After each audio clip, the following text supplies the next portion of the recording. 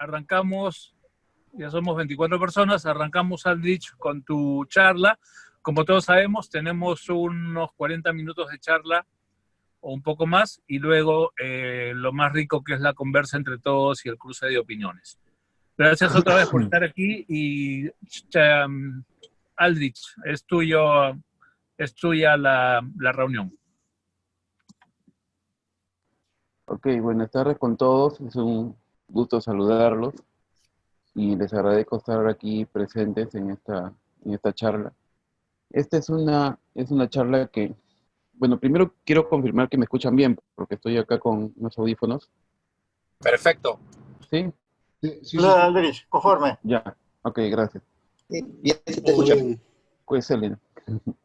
Ya, ok, entonces, esta es una charla que no le he dado antes, pero es un tema interesante e importante, y que hace poco, justo armando un circuito, me he dado cuenta de que hay algunas cosas que me han sucedido a lo largo de los años en la construcción de circuitos caseros y que quisiera que sean, digamos, el conocimiento sea trasladado a otras personas en la medida que les sirva y no se quede, digamos, conmigo, porque ustedes saben, esta actividad en muchas ocasiones es una actividad solitaria, ¿no? Entonces yo estoy solo con mis circuitos o manejándolos y bueno, ahí voy aprendiendo algunas técnicas y llevo algunos conceptos que sí quisiera comunicarlos. Posiblemente a algunos le ayude a desarrollar sus circuitos electrónicos que necesiten, sobre todo para la radio, ¿no? Voy a compartir, a ver, un PPT que tengo acá. Estás ahora de anfitrión para que puedas compartir. Ok, gracias. Un segundito.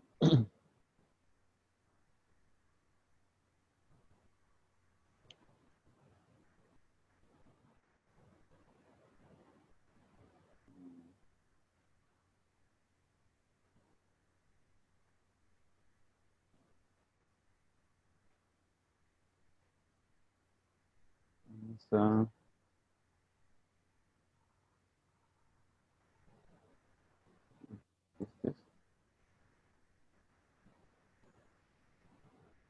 No lo veo en la lista de las cosas para compartir.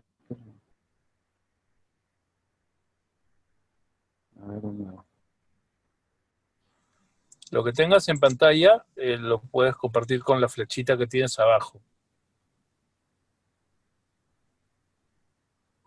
abajo. Sí, abajo de tu pantalla Zoom, el icono central debe decir compartir y una flechita. No, sí, lo que pasa es de que no sale entre las pantallas, sí sale una lista de pantallas que se pueden compartir y no la veo. A ver, vamos a volver a poner. Voy a quitar esto de acá. A ver qué pasa. Sí. Además ya he compartido antes pantallas. No es mi primera vez compartiendo pantallas. Ahí debería verse, ¿no? Sí, ahí se ve. Pero no sale maximizado. Ahora sí, ¿no? Ahora sí, Sí, ahí ahora está, sí. perfecto. Sí. Aquí hay un bicho, ¿no? Sí, Sí, ahí está. ya. A ver. Ya, bueno, ya hablamos un poquito de la razón. Ahora, ¿por qué tenemos que conocer algún método de construcción de circuitos? Es una cosa que es lo primero que necesitamos dilucidar. Yo no he conocido a nadie, a ningún colega, que tenga su chat ya finalizado, digamos, ¿no? Todo siempre está en perpetua mejora. Incluso los chats de los colegas más equipados que conozcan, si ustedes hablan con el dueño, le va a decir de que todavía no está terminado y que siempre piensa cambiar esto, piensa añadir una interfase, piensa añadir un selector más o cambiar todo de sitio, ¿no? Nuestros chats siempre están en continuo proceso de mejora. Y esto involucra en muchas ocasiones algún circuito, algún elemento, digamos, o interfase, como decíamos, que haya que soldar con componentes electrónicos, por lo menos mínimos, pero existen en cualquiera de los casos, ¿no? La otra razón por la que necesitamos conocer algún método de construcción es justamente la radioexperimentación, que es algo es algo que la mayoría de los radioaficionados tenemos siempre en perpetuo desarrollo, ¿no? Necesitamos siempre encontrar alguna manera de mejorar nuestra situación, de mejorar nuestras condiciones, la performance de nuestra estación y eso involucra en muchos casos tener justamente que probar nuevos circuitos y nuevas formas de hacerlo. La otra razón que yo he encontrado es que necesitamos también solucionar problemas simples de nuestra estación. Hay a veces la necesidad de hacer algún circuito electrónico, por ejemplo, la conexión de un nuevo headset o audífonos con micrófono a nuestra radio, y tenemos que hacer un circuito muy pequeño que tal vez tenga solamente una resistencia y un condensador. Y sin embargo, algunos que no tenemos la experiencia de enfrentarnos con este tipo de circuitos electrónicos, lo dejamos pasar y perdemos la oportunidad de mejorar un poco nuestro desarrollo del hobby y, y divertirnos, ¿no? Que finalmente de eso se trata todo esto. Entonces, digamos, las razones que yo encuentro que siempre nos van a volcar a la necesidad de tener que saber cómo armar un circuito electrónico. Ahora, ¿qué buscamos cuando tenemos que escoger un método, ¿no? Hay muchos métodos para construir circuitos electrónicos. Yo voy a comentar luego los métodos por los que yo he pasado, pero más o menos esto es lo que yo pienso que se requiere cuando uno tiene que encontrar un circuito electrónico. Que sea rápido de llevar a cabo. No estamos interesados normalmente en un método de construcción que nos tome varios días. Y existen métodos de construcción que toman varios días porque es necesario, por ejemplo, algunos circuitos electrónicos hay que diseñarlos en softwares especiales, tratar de desenmadejar todas sus conexiones electrónicas para llegar a una simplificación que te permita ya hacerle un diseño de placa, y la placa luego ya llevarla al ácido y comenzar ya a soldar los componentes, ¿no? Esto normalmente, si no somos expertos haciéndolo, nos va a tomar más de un día, ¿no? Porque vamos a tener que hacer dibujarlo y todos los pasos que les he comentado, ¿no? Otra cosa que buscamos cuando tratamos de escoger un método es que sea fácil de llevar a cabo, ¿no? Esto está íntimamente ligado con el anterior punto, ¿no? Si es rápido de llevar a cabo, entonces debe ser fácil de llevar a cabo normalmente, ¿no? Sin embargo, también existe, pues, métodos que son más fáciles que otros de ejecutar, ¿no? Eso se va a explicar mejor a lo largo de la charla. Otra cosa que a mí me parece importante a la hora de escoger un método de construcción es que nos permite experimentar. ¿Y por qué les comento esto? Cuando uno utiliza determinados métodos de construcción de circuitos, casi siempre, la mayoría de ellos, en los que son más consolidados, digamos, es difícil modificar el circuito, ¿no? Experimentar con él. Por ejemplo, si yo estoy haciendo un receptor, el receptor vino con un circuito de amplificador de audio, pero me parece a mí que yo puedo usar otro circuito amplificador en lugar de audio, en lugar de y lo quiero implementar en mi radio.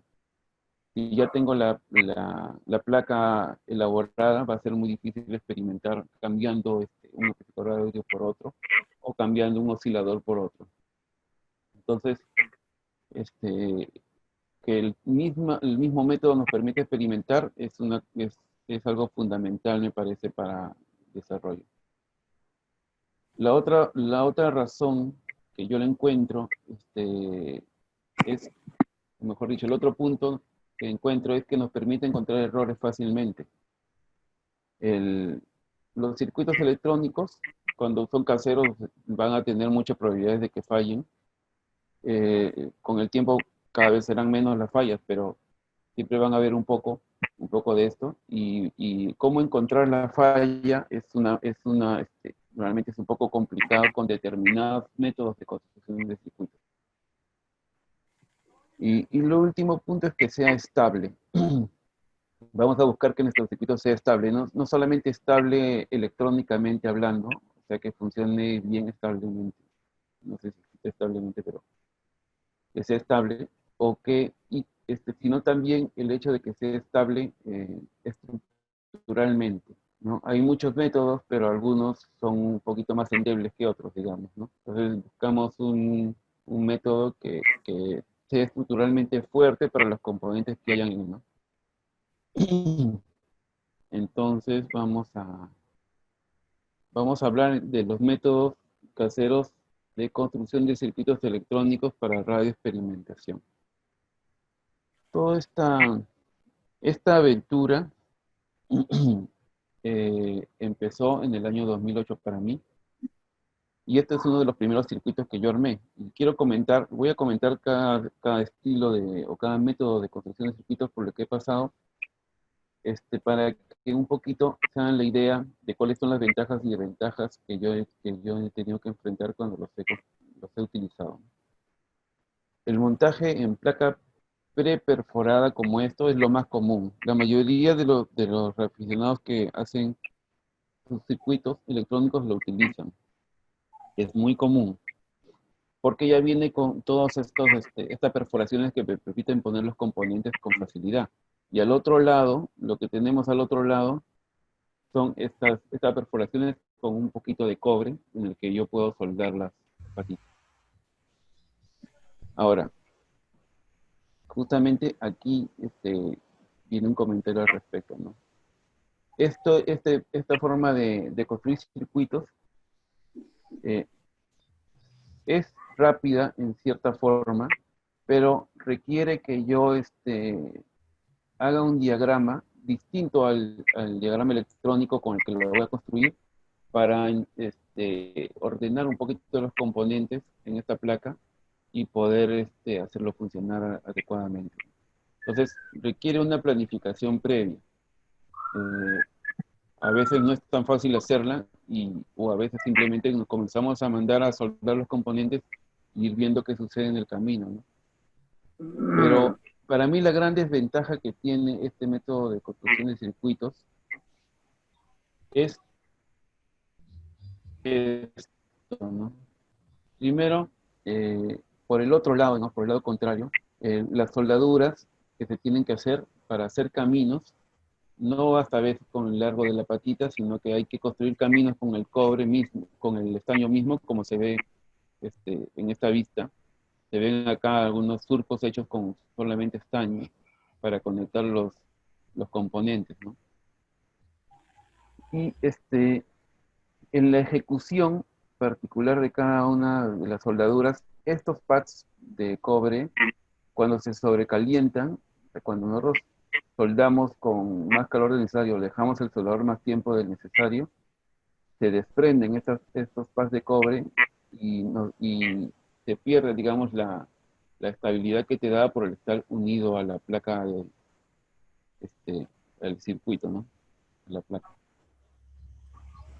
Entonces, tiene una dificultad de ejecución al momento de soldar y tener que hacer tus propios recorridos con estaño. Pero este es un problema, pero uno de los problemas, y digamos que me hizo ya abandonarlo, es el hecho de que cuando tú haces circuitos de más de por lo menos 4 o 5 componentes, ya tú los ves por arriba de esta manera. Pero cuando los volteas, solamente ves patitas. y, y es cada vez más difícil a medida que vas añadiendo componentes y comenzando a desarrollar el circuito, darte cuenta qué patita es de qué componente. Entonces tú comienzas a mirar, sucede mucho cuando armas estos circuitos, lo miras por un lado, después lo miras por el otro, lo miras por decir así, después lo miras así, y comienzas a, a unir las patitas, pero mucho tiempo se invierte dándole vuelta al circuito buscando qué patita es de quién, y, y con los consiguientes errores que se pueden cometer por hacerlo, ¿no? Por el mismo hecho de que está dándole vuelta, muchas veces me pasó que yo soldé patas de componentes que no eran los correctos con otros lados, ¿no? Y como está tan pegado y tan compacto el circuito, es muy complicado darte cuenta del error. Y aquí, digamos, aquí se pueden ver en este tipo de construcción de circuitos algunas de las cosas que hemos conversado hace un momento, ¿no? Radioexperimentar en este tipo de método de construcción de circuitos es un poco complicado cuando ya armaste el circuito, porque es difícil darse cuenta, ya cuando se supera cierta cantidad de componentes, cuál componente es el que está soldado al otro lado, ¿no? Entonces, esa es una de las razones que hacen este sistema de montaje de circuitos algo complicado para un buen desarrollo en casa. Aquí, por ejemplo, sin embargo, yo lo usé al principio bastante, pero con el tiempo me di cuenta que también tenía otros defectos justamente para lo que es radiofrecuencia. Aquí hay un montaje de un receptor de radio súper regenerativo, una de las primeras cosas de radio que hice. Y ahí se puede ver que hay bobinas, bueno, acá hay la bobina del circuito tanque, y hay toda esta serie de componentes, pero no existe una estabilidad, y eso me di cuenta cuando lo comencé a montar. No existía mucha estabilidad del circuito, no en el sentido de la firmeza de los componentes, sino en el funcionamiento. En radiofrecuencia se ve mucho que la necesidad de que el plano de tierra sea grande, que el plano de tierra le dé más estabilidad al circuito y sobre todo en frecuencias altas es más visible, ¿no? Entonces, en este caso, el circuito no era estable, yo acercaba la mano y comenzaba a cambiarse de frecuencia solo. Y eso, digamos, eso comenzó a darme problemas cuando empecé radioexperimentación. Sé que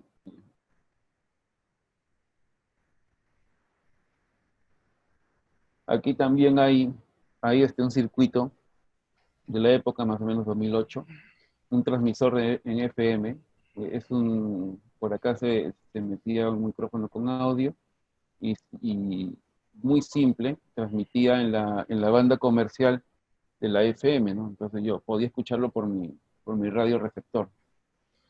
También tenía problemas de estabilidad, el circuito, de capacitancia pues, parásita por el hecho de acercar algunos elementos al circuito, ¿no? Yo no conocía en ese momento cuál es la razón. Luego me di cuenta, un poquito también averiguando y leyendo, que le faltaba masa y o sea, un plano de tierra que le diera mayor estabilidad a todo este montaje, ¿no? Vamos a... Bueno, les comento una cosa, ahorita que me estoy escuchando a mí mismo hablar de todo esto, me parece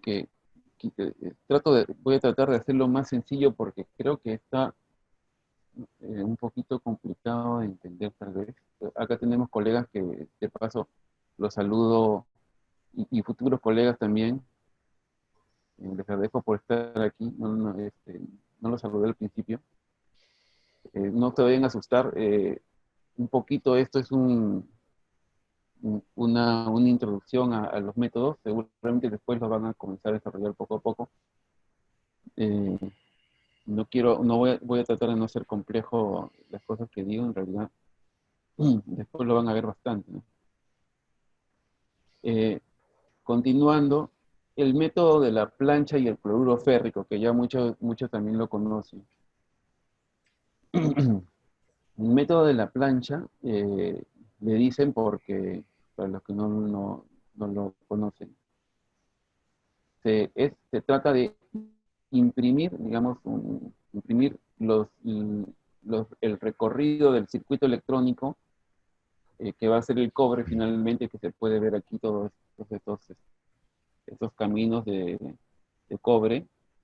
Todos ellos se logran imprimiendo sobre la plancha de cobre que es virgen, digamos que es puro cobre como esto de acá. Una plancha de cobre virgen. Se imprime sobre esto todos estos caminos, es como si los dibujaras con ayuda de una plancha, o sea, lo imprimes sobre una hoja de determinado tipo, y luego con una plancha lo transfieres hacia el cobre desnudo, y queda pues, bueno, luego retiras el papel, y quedan todos los caminos ahí dibujados. Ya lo puedes meter luego de eso lo puedes meter al ácido, y todo el ácido va a retirar todo el cobre de la placa que no esté tapado por estos caminos que tú has dibujado encima, digamos, transferido por medio de la plancha, ¿no? Entonces, este método es bueno, requiere práctica, requiere regular práctica,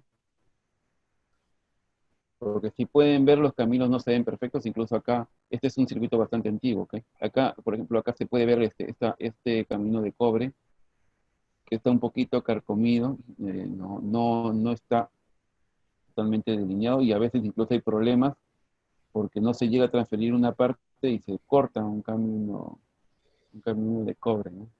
Entonces, esta es una placa que hice yo hace muchos años, con varios problemas.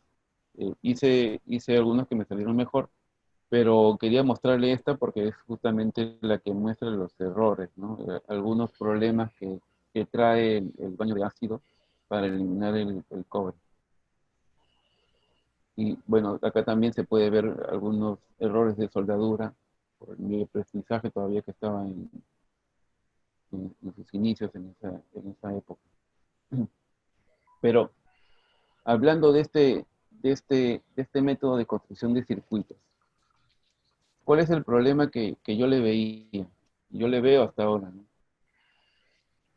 El problema que yo le veo es que este método de construcción de circuitos requiere toda una fase preparatoria un poco más larga, y a veces difícil de llevar a cabo, mm, con determinados circuitos, y unos más que otros, ¿no? En muchos casos, cuando tú tienes que construir un circuito, la persona que los diseña te comparte la placa, o sea, te comparte el diseño del circuito. Entonces tú lo que tienes que hacer simplemente es imprimirlo, y luego transferirlo con la plancha al cobre, bañarlo en ácido, eliminar todo el cobre que no se necesita, lo lavas, le haces los huequitos y ya tienes esto, ¿no? Esto mismo que yo hice.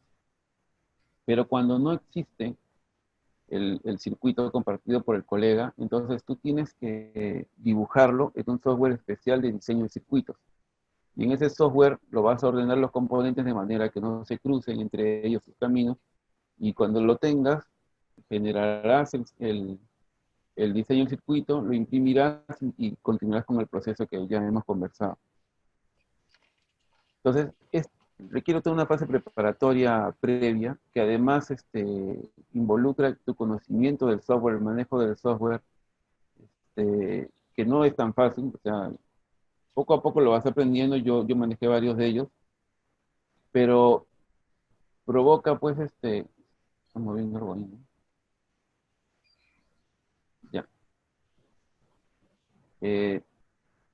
Involucra varios conocimientos previos, ¿no? Entonces, lo que les estoy comentando. Además que el trabajo con el ácido siempre es un poquito incómodo, porque el ácido, para eliminarlo es un poco complicado, tiñe las cosas. Yo tenía un lavadero de cocina, esos, lavandería que lo volvía azul y creo que nunca se llegó a despintar por eliminar por ahí el ácido en una ocasión. Y era un poco, o es un poco incómodo para mí, este método de construcción, ¿no? Además, se requiere la impresión en láser y varios detalles que involucran el sistema, ¿no? En contraparte, es un sistema muy estable, muy bueno.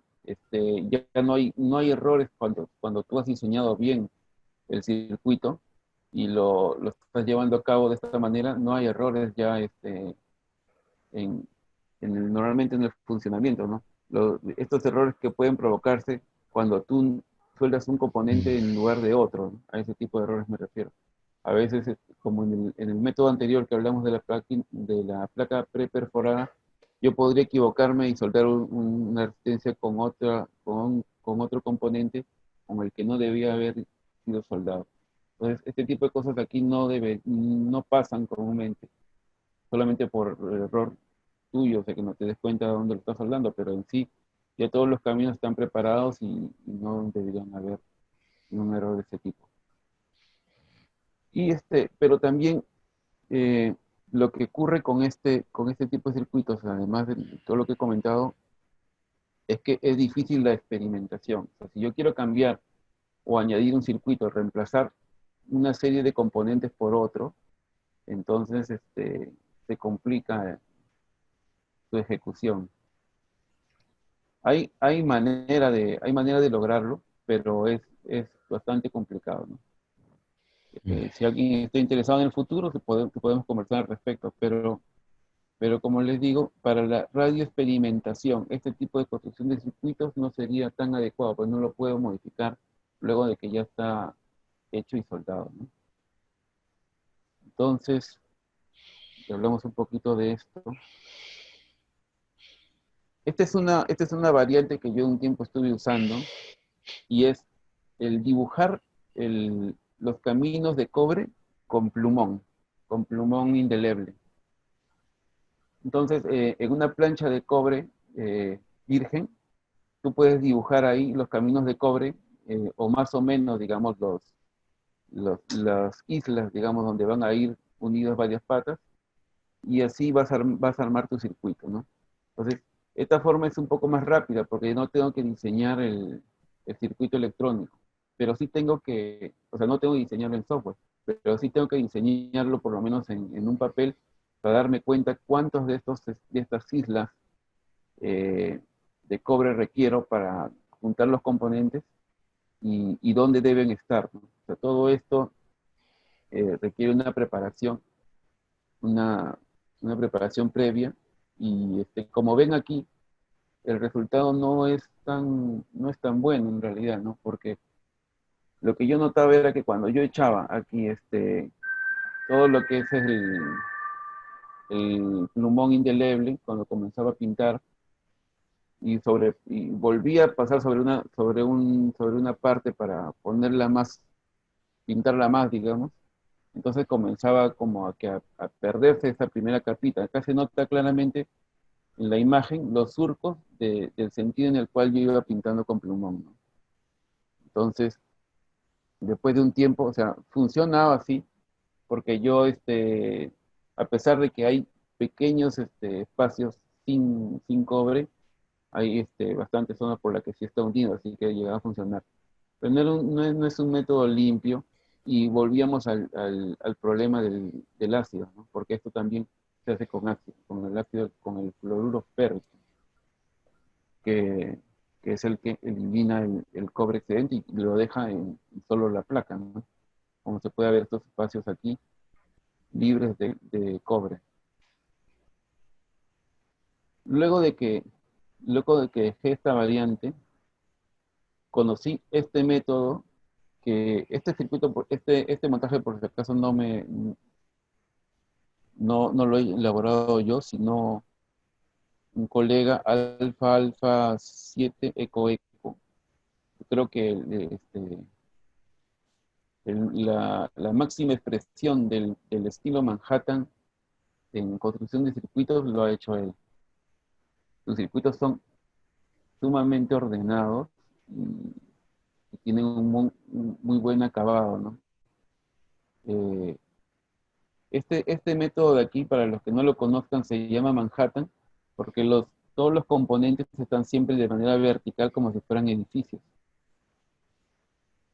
Entonces, si nosotros lo viéramos, digamos, a nivel casi de la placa de cobre, lo diríamos como edificios que se levantan a lo largo de todo el circuito. El estilo Manhattan es bastante bueno, interesante, tiene una ventaja grande, que es el hecho que la placa de cobre eh, que está en la base, todo eso es la tierra, ¿no? Todo eso es la masa.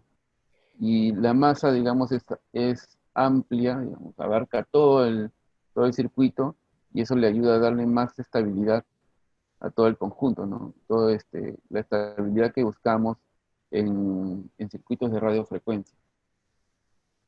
Ahora, este método involucra que tú tengas que tener, o que tengas que hacer, o tengas que conseguir, o comprar, porque justamente también en el caso de esta vista que podemos ver ahorita, estas islas de acá, estos pads de aquí, los venden.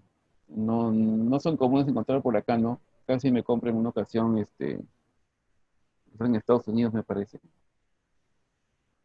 Y se van rompiendo, tienen una parte soldable, digamos, arriba de cobre, y se pegan. Entonces tienes un montón hechos y los vas pegando. Si no los puedes comprar, también los haces con la misma placa de cobre, la vas cortando en un montón de cuadraditos y tienes las islitas que si lo vas pegando y vas,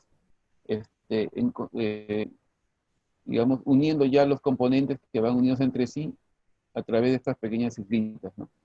Aquí sucede, por ejemplo, miren aquí, lo que estoy haciendo en el cursor, hay un pack que une tres componentes, o mejor dicho, un componente y cables que van a llevar energía eléctrica para aquí y para acá, ¿no? Entonces, este tipo de islas, digamos, que se producen para soldar, para el desarrollo del circuito, son las que uno va descubriendo cuando hace este tipo de montaje, por ejemplo. Estos cuadrados que salen acá son para unir más de un circuito. O sea, acá yo entre esta superficie y esta, puedo poner un componente que tiene una patita acá y la otra patita acá. Y luego aquí un componente que va de acá y tiene otra patita acá, y luego un componente que une esto con esto, y así se va construyendo el circuito, ¿no? Para eso hay que primero entender el circuito, o sea, analizarlo, a tal punto que ya uno descubre cuáles son esos puntos en común y comienza ya a desarrollar la idea de cómo montarlo, ¿no? Este método requiere el análisis previo también. Tiene varias ventajas, como el hecho de que no requiere manejo de software, no requiere el trabajo con el cloruro férrico. Es estable, es bastante estable. Los componentes, digamos, no están al aire, ni sus conexiones tampoco. Y tiene muchas ventajas, pero tiene la desventaja del hecho de tener que usar estos pads todo el tiempo y tener que tenerlos preparados y andarlos pegando. Sin embargo, es un método bastante recomendable. Yo lo uso, o lo he usado también bastante. Incluso hicimos un trabajo en el Radio Club, en una ocasión, en un taller de construcción del transceptor Pixie 2 de telegrafía. Y ahí yo les proporcioné, en el kit también les di unos 3, me parece, cuadraditos de cobre que yo había preparado para que lo usen como pads y les ayude en la construcción del circuito. Luego de este estilo de construcción,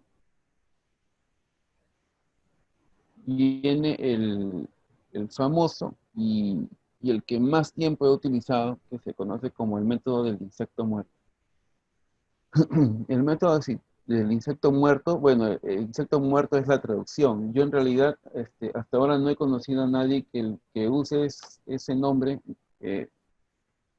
más que yo, bueno, y los que conversan conmigo también, porque internacionalmente conocido como Dead Book, ¿no?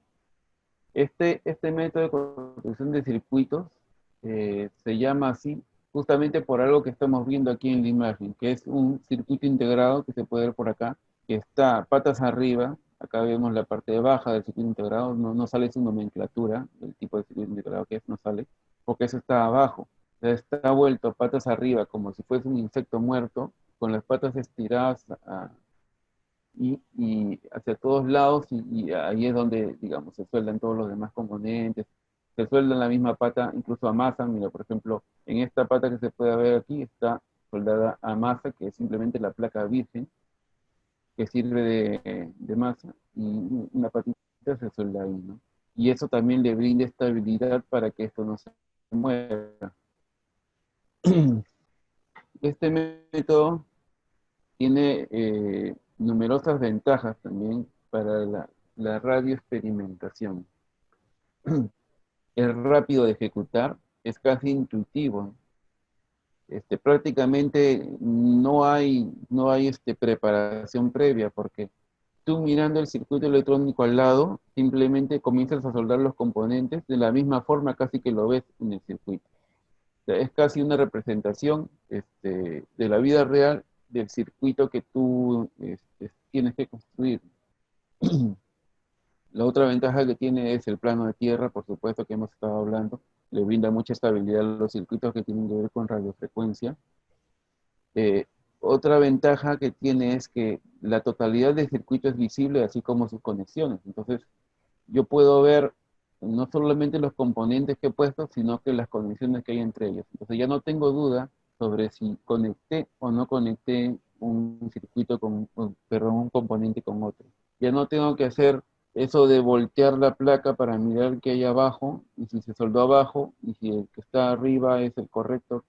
Ya no, eso no es necesario, porque en el método del insecto muerto y en el método Manhattan, también el estilo Manhattan, es totalmente invisible sus conexiones y los componentes.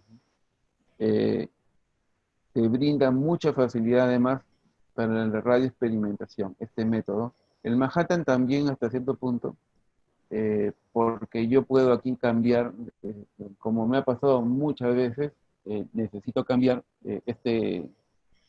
por ejemplo, en este caso, este es un amplificador de audio.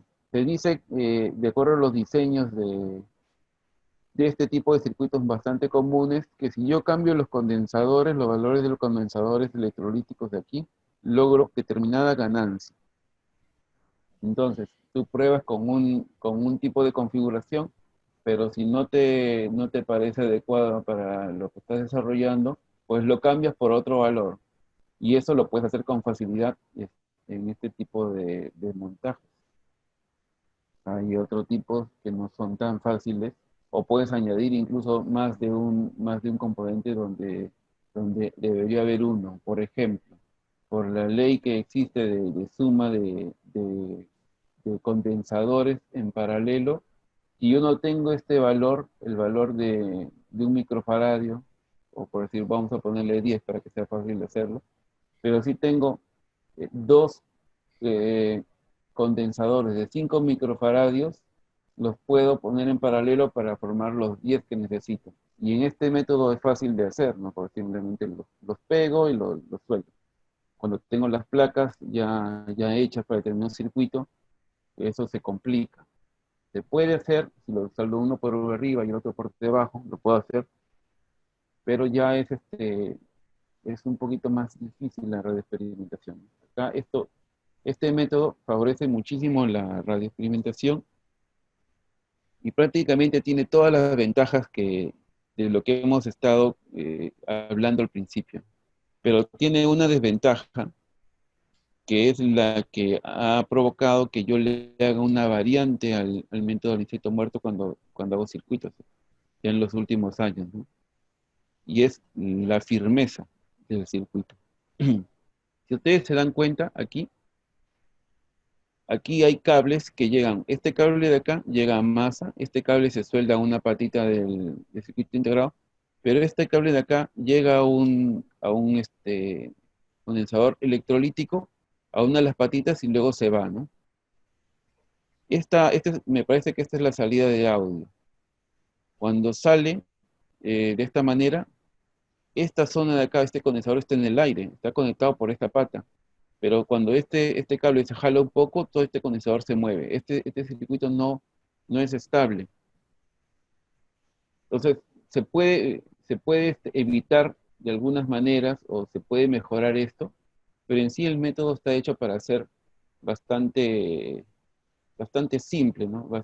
Con este problema de por sí, o sea, es parte del método, ¿no? Acá también se puede ver hacia arriba una pata de un condensador que está en el aire. ¿Por qué? Porque acá se va a conectar otra cosa y también va a estar medio en el aire. Y también esta patita que viene por acá, ¿no? Esta patita que viene por acá también. Todas las conexiones hacia el exterior que iba a tener este amplificador de audio iban a ser así medio aéreas. Entonces esa es una desventaja para la firmeza del circuito, porque también la falta de firmeza hace que poco a poco, con el tiempo, comiencen a fallar esas uniones y tengas problemas ya de conexión y comienza a fallar y tú no sepas exactamente por dónde está el problema, ¿no?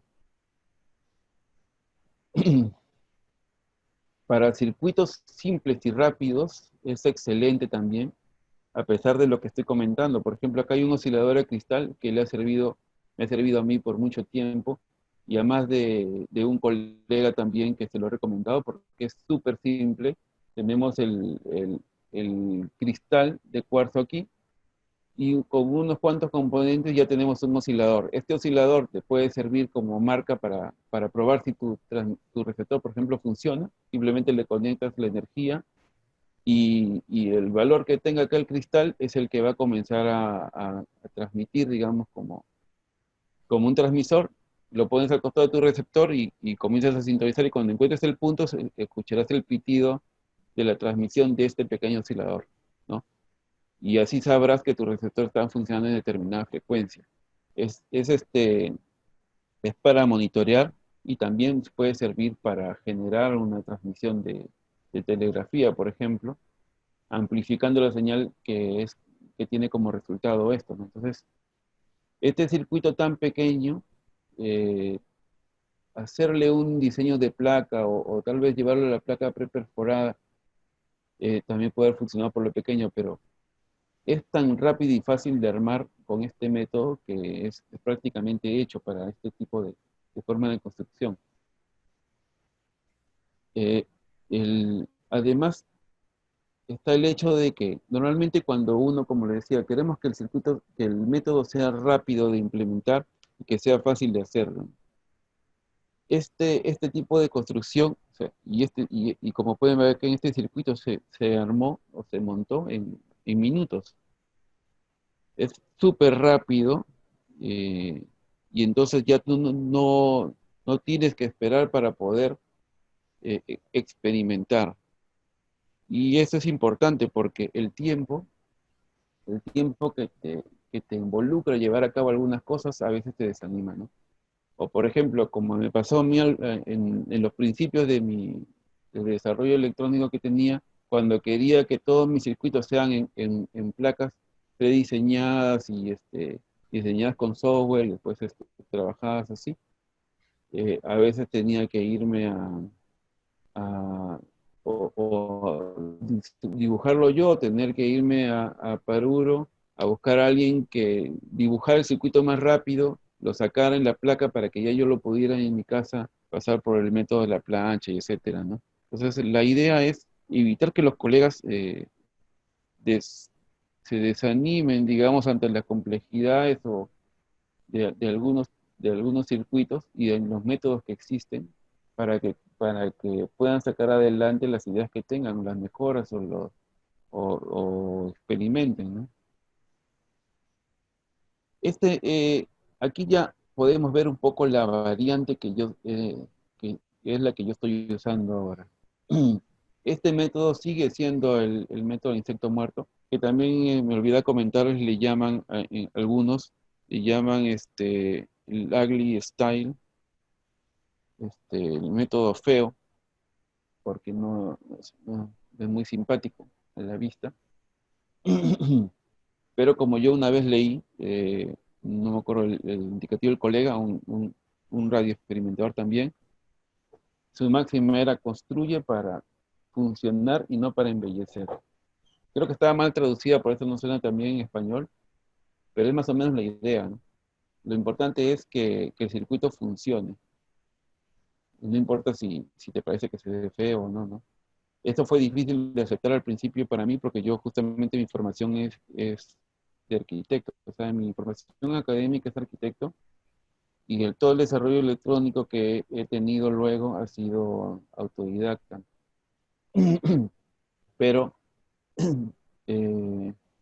poco a poco me di cuenta de la importancia digamos, de construir un circuito funcional y rápido, adecuado a la radioexperimentación, sin perder mucho tiempo, digamos, en pensar cómo hacerlo, en esperar para ir a un lugar donde hay unas personas que lo puedan vaciar en ácido, o lo puedan preparar, o lo puedan perforar, y etcétera, ¿no? Entonces eso nos quita dinamismo. Como les comentaba acá, hay un poco el método que yo estaba usando. O sea, es el insecto muerto, el deadbook, pero tiene ya en la placa, tiene algunos surcos divisorios, como pueden ver.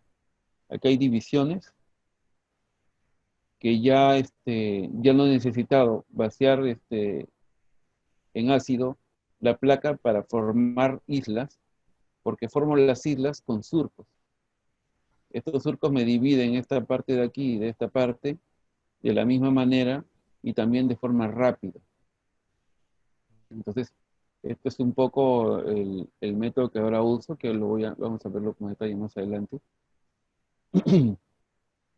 Aquí hay este es un oscilador de frecuencia variable para el BDX40, que es un transceptor, para los que no lo conocen, es un transceptor para la banda de 40 metros, uno de los diseños más sencillos de ejecutar y que tuvo bastante desarrollo en la India, donde fue diseñado justamente por radioaficionados que no tenían el acceso a radios comerciales, ¿no? Entonces, esto es interesante saber, sobre todo para los radioaficionados que están iniciando. El hecho de que tú no te puedas comprar una radio de $500 o 1,000 o 2,000 o 3,000, hay de todo precio, ¿no? Pero el hecho de que no lo puedas comprar no significa que no puedes desarrollarte en la afición.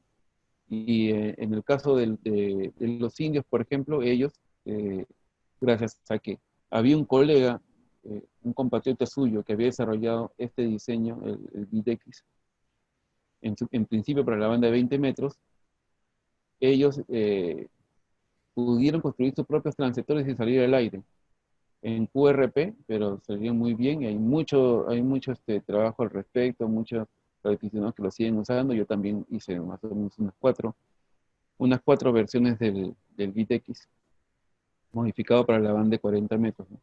Aquí pueden ver un oscilador de frecuencia variable que tiene, o sea, el hecho que yo pueda manejar con este método de insecto muerto en mis espacios me ayuda a que no tenga recorridos largos también de la señal, ¿no? Eso es algo que no había comentado hasta ahora, pero voy a tratar de explicarlo. Otra de las cosas importantes o que buscamos cuando hacemos un circuito de radiofrecuencia, o por el que va a circular radiofrecuencia, es que el camino por el que va a ir la RF sea lo más corto posible y que no tenga, que no provoque que las patas se comporten como antenas, porque ya a partir de determinada frecuencia, ya todo elemento metálico, digamos, comienza a comportarse como antena. La RF comienza a, ya a emanar, digamos, y comienza a provocar inestabilidad también, porque, a ver, la radiofrecuencia que pasa por los componentes. Si yo, por ejemplo, no es lo mismo que yo le ponga un camino que mida 1 centímetro como que mida 5, ¿no? Y en circuitos grandes en los que tiene que estar todo esto en plano, digamos, en 2D, como el método que se usa para la plancha, allí es casi inevitable cuando quieres llegar de un lado a otro del circuito y es un camino largo, vas a tener pistas largas, ¿no? Y esas pistas largas pueden llevar radiofrecuencia. Y cuando yo le pongo un camino largo a la radiofrecuencia, puedo provocar inestabilidad en el circuito por temas de impedancia o porque comience a comportarse como antena o porque para llegar hasta el otro lado tiene que pasar al costado de otras zonas donde también hay radiofrecuencia y se va a comenzar a inducir, ¿no? O sea, hay varias fuentes de radiofrecuencia en el mismo circuito de un transceptor, por ejemplo.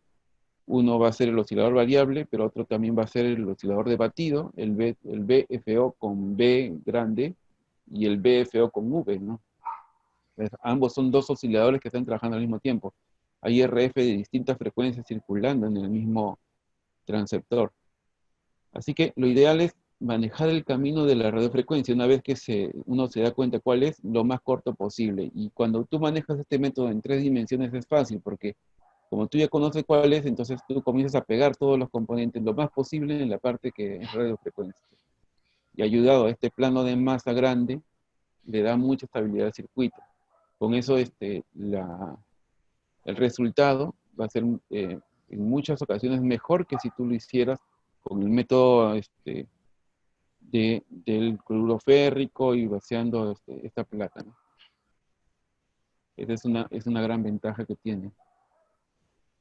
Luego, bueno, un tiempo ya me comencé a poner medio artístico con esto y le daba algunas formas así, no sé, medio, no sé si conocen a Piet Mondrian, un pintor, y quería hacer como cubismo, no sé qué.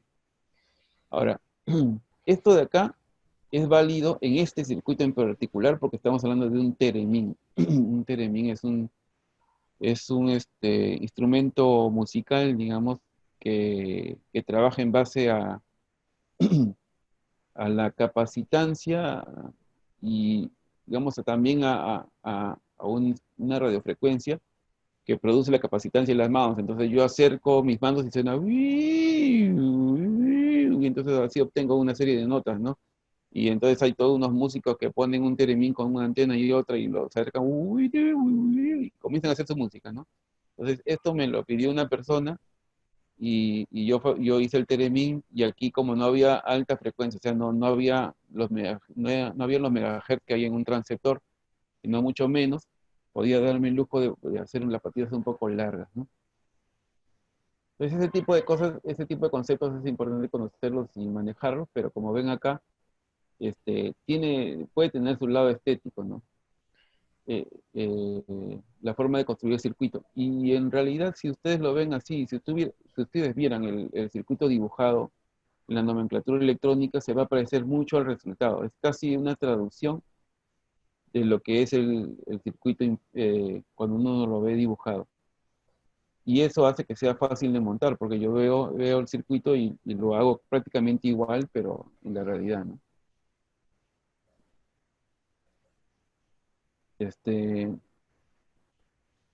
Quería enseñarles esto porque en muchas ocasiones hay colegas que piensan que el método del insecto muerto es un método para construcción de circuitos muy pequeños,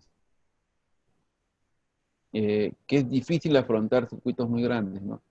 Este es justamente el BDX40, uno de los últimos que hice, me parece que es el penúltimo, todavía lo tengo por ahí y funciona.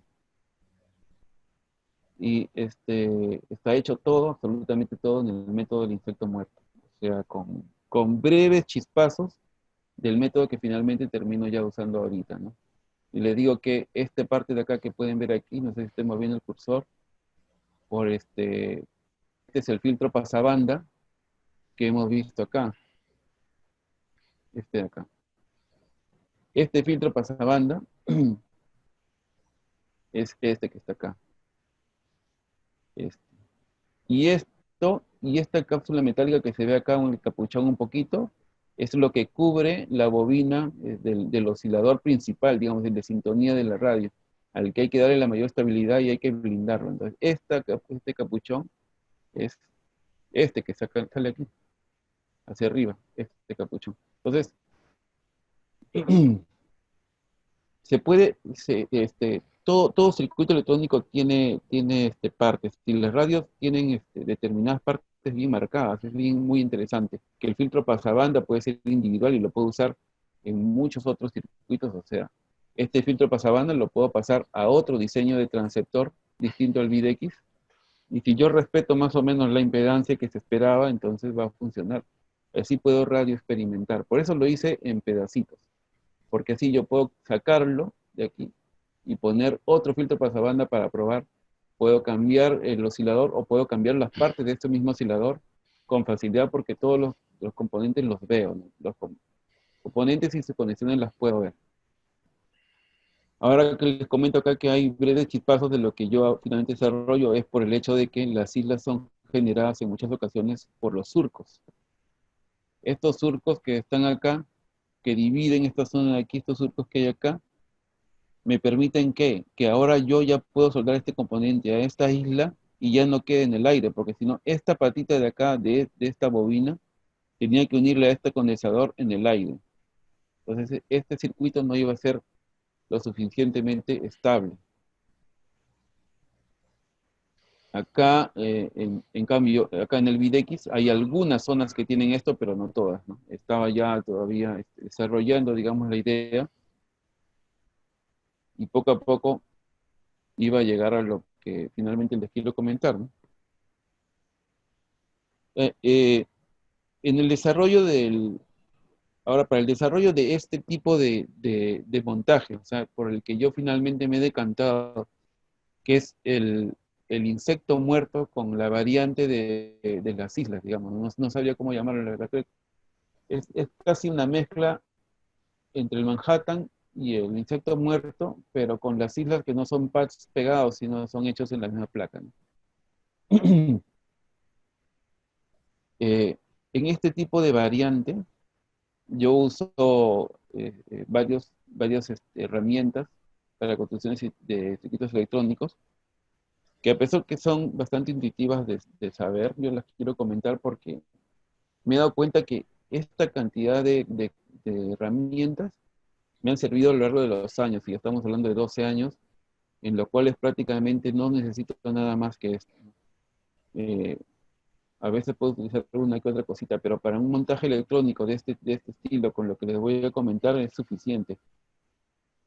El soldador, por ejemplo, y quiero comentarles algunas cosas sobre el soldador.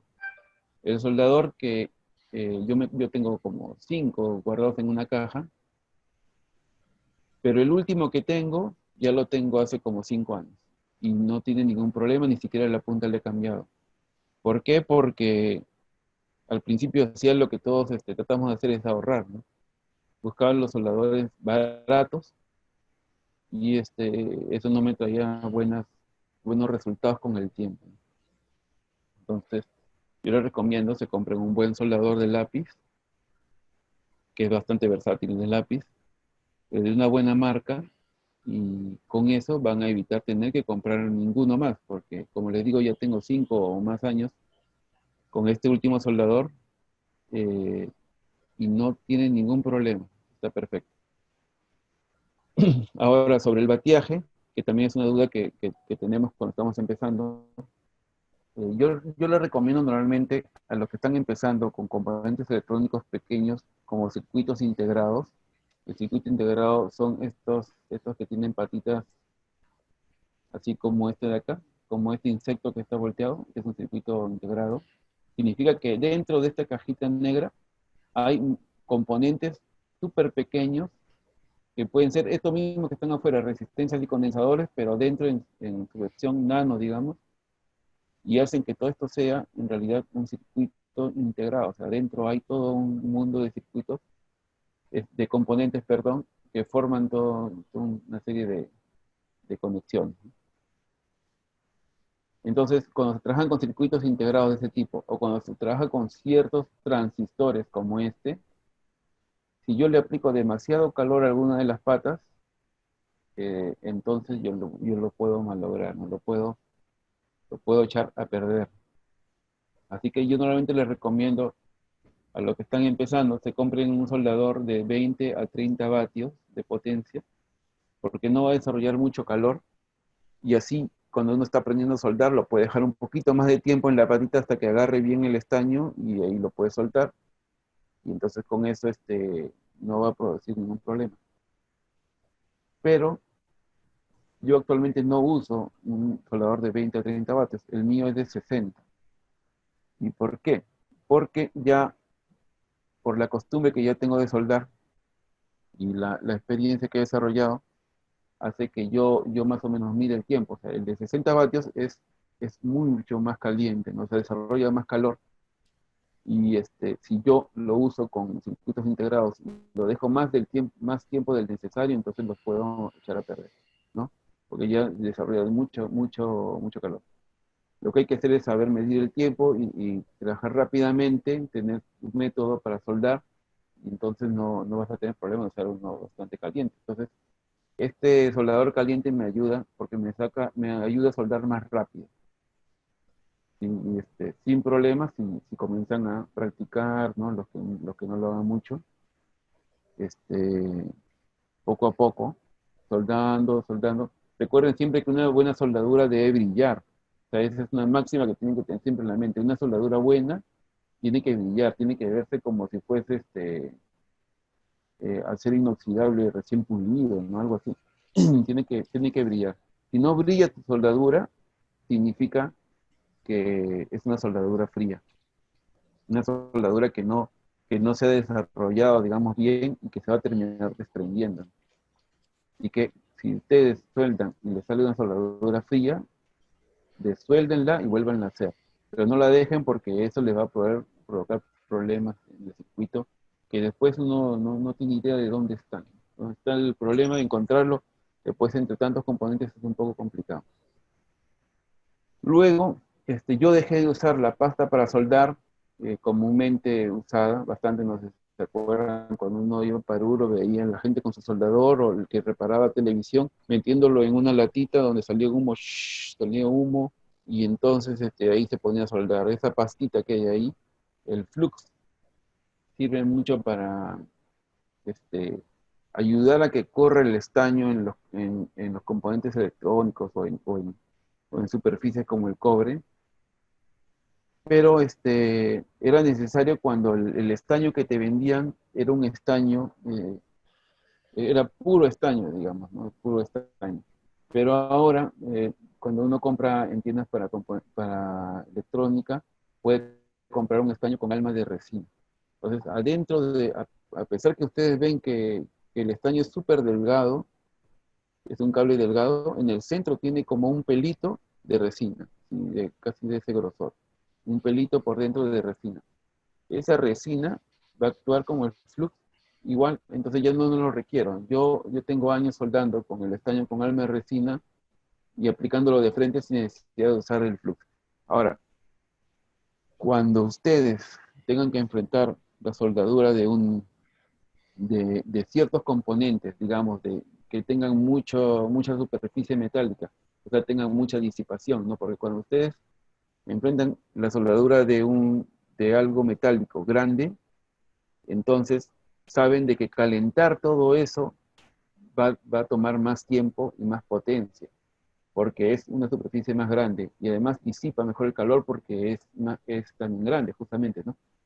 Entonces, ¿cómo se suelda en superficies grandes que va a ser, que hay que calentarlas mucho, todo eso es una complicación. Así que normalmente se tiene que preparar, de repente la superficie le pasas una lija muy suave, o lo raspas un poco con el cúter, le agarras esta pasta de soldar, y si le untas un poquito en la superficie que se va a soldar y en la otra, y si puedes incluso preestañarlo, o sea, lo bañas un poquito de estaño en las dos superficies que se van a pegar antes de soldarlas, y luego ya las juntas y lo calientas y eso suelda. Y suelda rápido, ¿no? Pero son todo este tipo de cosas las que uno tiene que hacer. Tiene que prepararse para soldar cosas. Y esto, a pesar que es bastante básico, es un error bastante común en varios colegas cuando no lo hacen mucho, ¿no? Entonces, poco a poco van entendiendo las dificultades que hay, y van solventando estos problemas. Por ejemplo, cuando quieren soldar conductores PL259, alguna persona que lo quieren soldar, se encuentran con el PL259 grande y entonces hay que calentar bastante, y están con un soldador de lápiz de 20 vatios, ¿no? Entonces, calentar una superficie grande de ese tamaño con un soldador de 20 vatios es bastante difícil, o tal vez no lo van a lograr adecuadamente. Hay que calentar rápido, fuerte la zona y tenerla preparada para lograr la soldadura, ¿no? Entonces ahí es donde viene ese consejo que les quería dar. Bueno, los limpiadores siempre, ¿no? Limpiadores de viruta, de cobre o de esponja, yo uso de esponja ahora. De viruta ya no me termina de agradar mucho, pero la esponja nunca muere, digamos, ¿no? La viruta sí se comienza a llenar de cobre, perdón, de estaño, y hay que estarla limpiando, pero la esponja la vuelvo a mojar al limpiar, digamos, y me vuelve a funcionar perfecto, ¿no? Así que yo les recomiendo el tipo de esponjita, es como una esponjita gruesa, ¿no? Luego, el alicate de punta, básico para agarrar las patitas de los componentes. eh, Siempre un alicate de punta es, es básico para esto, tienen que tenerlo. Y un alicate de corte, ¿no? Tú puedes cortar con esta parte del alicate de punta, pero no te va a dar la practicidad que tiene un alicate de corte para volarte patitas excedentes, ¿no? Por ejemplo, termina de soldar un circuito y tienes una patita que sale bien pegada a la placa, y cortarlo con esto es un poco incómodo por el hecho que está en el medio. En cambio, agarrarlo desde la punta aquí, con un alicate de corte, es mucho más fácil y más rápido. Entonces, alicate de punta y alicate de corte serían las herramientas que les aconsejo. La cuchilla, es importante también tenerla para este método, porque les comentaba que yo los surcos los hago con la cuchilla. Con la parte de atrás, creo que acá tengo una cuchilla. No, si ustedes agarran la cuchilla al revés, digamos, o sea, no para cortar, sino con esta sección de acá, esta punta de acá, digamos, esta parte de acá, así se ve el cursor. No con esto, sino con esto, y lo raspo con este lado acá, la placa, así. Tengo la placa y la raspo así. Lo comienzo a raspar, le doy una, dos o tres pasadas y ya se hizo el surco ya. Y lo que yo hago es que una vez que, acá tengo justo un punzón, una vez que ya hice el surco en la placa, le paso con el punzón un par de veces así a través de ese surco para retirar los remanentes de cobre que queden, que pueden hacer continuidad, ¿no? Y luego comienzo a medir continuidad. O sea, siempre que hago estas figuritas, estoy midiendo continuidad todo el tiempo, para ver si tengo algún problema ahí, y luego de que ya comprobé que está todo ok, ya empiezo a soldar los componentes, ¿no? Y es bastante seguro de ejecutar. Por eso está el punzón y la cuchilla. La tercera mano no lo uso todo el tiempo, pero hay ocasiones en las que no lo hubiera podido reemplazar, así que le recomiendo tener una tercera mano. Es esto de aquí, con las pinzas, que te permite agarrar con los componentes o las plaquitas que estás utilizando, que estás trabajando con facilidad. En instrumentos para esto basta con un multímetro. El multímetro de la izquierda es el primero que tuve y que casi todos han tenido o tienen, y ese multímetro chinito simple, pero que la verdad que le tengo tanto cariño, lo tengo todavía ahí. Incluso les voy a decir que a veces no confío en el resultado de mi multímetro, que es el de la derecha actual, el multirango, el Unique, y busco de nuevo este amarillo, y ya lo he hecho como 5 veces en el último año, por decir, que el amarillo lo guardo en la caja del sótano, ahí está metido entre todas mis cosas, y trabajo con ¿no? Que me costó un montón. pero luego hay una cosa que no me convence sobre continuidad o algo y no estoy seguro, y vuelvo a bajar al sótano a buscar este multímetro y lo encuentro debajo de todo y lo vuelvo a sacar y lo llevo arriba y trabajo con él un tiempo y después digo, ¿qué hace esto acá? No? Si yo tengo este súper multímetro y lo vuelvo a llevar al sótano y lo guardo y lo meto ahí, un mes más tarde de nuevo me vuelve a pasar lo mismo y lo vuelvo a subir, ¿no? Es que lo que pasa es que para la construcción de circuitos de este tipo no se necesita mucha tecnología. El que me indique la continuidad es bastante, digamos, es bastante importante y lo pueden hacer cualquiera de los dos. Y que me dé la resistencia de algunos componentes, etcétera, para saber que estoy trabajando con el valor adecuado y nada más, ¿no? Suficiente, prácticamente, ¿no? Yo casi no he hecho medida de diodos, prácticamente no he hecho mucha medida tampoco de transistores y ganancia. En algunos casos sí, pero muy pocos, así que es tan necesario para el desarrollo de radioexperimentación, por lo menos como yo le he realizado en los últimos 12 años, tantas funciones.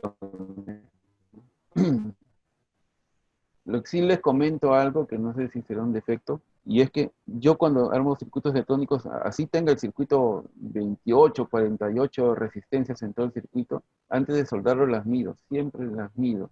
Yo sé que veo el valor ahí en colores y digo, este es de 10 ohms, pero lo mido, termino midiéndolo siempre uno por uno, lo mido y cuando estoy absolutamente seguro que lo sueldo recién.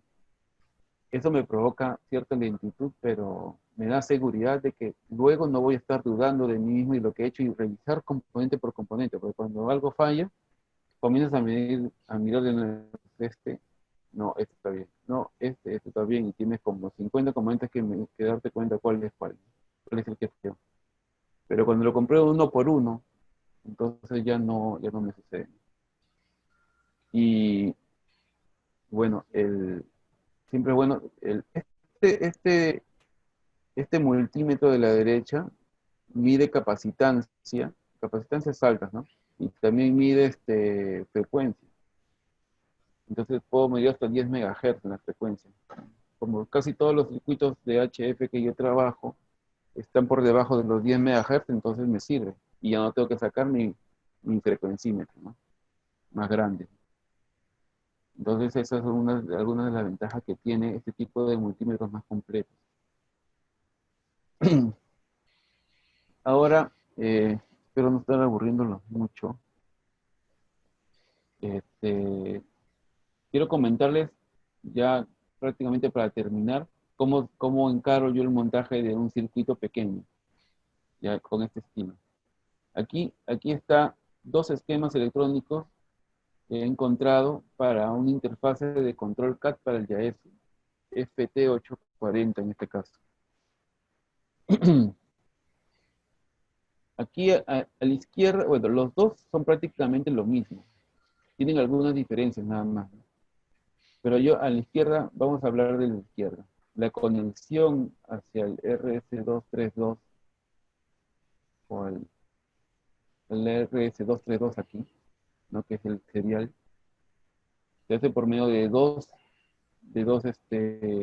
caminos, de dos cables que llegan hasta el circuito integrado MAX 232, ¿no? Eso también sucede en el circuito de la derecha. Acá está el MAX 232 y también se ve acá el caminito que llega de aquí para allá, el que dice 2RX y 3TX, que llegan hasta el circuito integrado. Entonces, a veces no hay la información completa y no tienes el circuito final, digamos, pero tienes que estar juntando y darte cuenta cuáles de estos funcionan o cuáles cosas de aquí tengo que usar para el de allá.